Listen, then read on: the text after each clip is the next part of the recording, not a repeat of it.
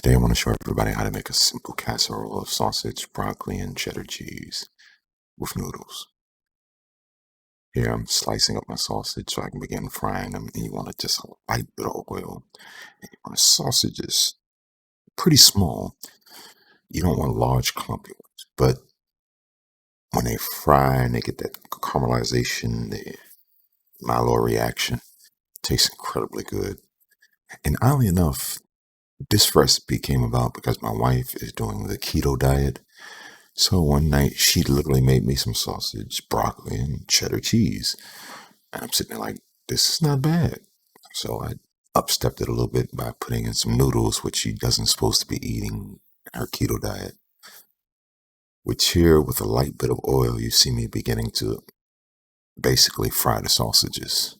And like I said, you want them a little bit burnt, not fresh off the fire from the grill burnt when you can't even taste anything but char. That's a nice little burn on them. It gives it a nice flavor.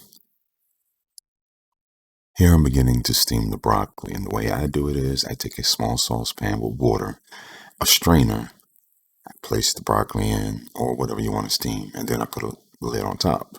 The idea is the water will steam up, it has no place to escape, it'll steam the food, and I don't have to go buy a steamer.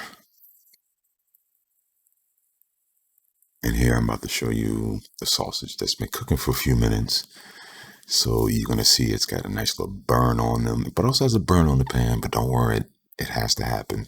But that Milo reaction, the flavor it gives on the sausage is unbelievable. And with melted cheese everywhere, you're going to taste the difference. And it's real fun. And like I said, my wife had this recipe and I started fiddling with it and I found it to be wonderful. I hope you do too. At this point, I'm beginning to basically boil the noodles. I went with seashells. It was just something I had on the shelf and it was easy. You can use any shells you want, from elbow macaroni to seashells, giant seashells. It all depends on how you feel. And of course, here I'm going to mince down the broccoli. And it's up to you how you want to mince it, whether you want small bite-sized pieces or large clumps. Me, I prefer it fine and spread out throughout the entire mix. But the preference is yours. Also, too, if you want to have some fun with it, you can use a little bit of butter on the broccoli at this point and give it a different flavor. Toss in some seasonings, salt, pepper, whatever you feel, even lemon pepper. The main ingredients is literally the sausage and the cheese. The broccoli is just there because it's wonderful with cheddar cheese. Me and my halfway good knife skills. At this point, I'm getting to place everything back in the pan. The sausages that are cooked, the broccoli that is cooked and minced down on a low heat, low medium. Start heating it back up. Stir. Once you know it's nice and hot, I take a little bit of milk, a little bit of butter, and cheese. And you don't want to toss it all in at once. A little bit at a time, continuously stirring. The idea is that if you pour it all in, it's going to end up burning. It's not going to be the greatest. If you take your time and slowly keep it stirring so it doesn't dry out, and you add in a little more cheese as needed, you can control the consistency of how sticky and cheesy you want everything. Which for me, I like it cheesy. So I toss more cheese in, continue stirring. If it looks like it's getting far too thick, go grab a little bit more milk, just a pinch more milk, even a pinch more butter, and continue stirring. You just don't want it to dry out. And then the final step, I'm tossing in the noodles. And like I said, this is an easy recipe that stunned me in flavor. Once I put the noodles in, it became a vessel, let's call it like that, to carry the cheese and the broccoli on, instead of just having broccoli, cheese, sausage. The noodle, you know what I mean? The noodles are going to hold the broccoli, it's going to hold the sausage, it's going to hold a lot of that cheese. So you get a more impactful flavor.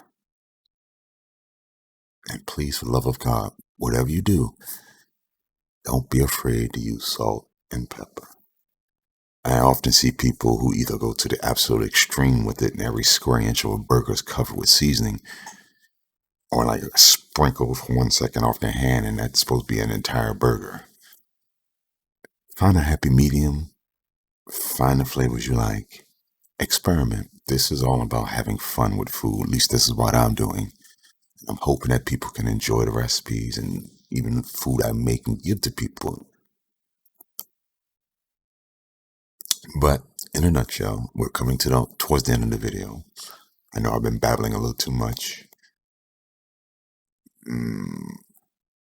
Cheese. Mm, I guess in some ways it's kind of like a hamburger helper, just a sausage non-hamburger helper. But anyway, these are the videos I'm trying to make on my site. If you like the video, give it a like. If you dislike it, let me know. If you think I should change something, let me know. If you want to see more of my content, subscribe. I'm trying to make more videos and I'm trying to get more engagement with people. And I am going to be starting to post simple recipes like this constant.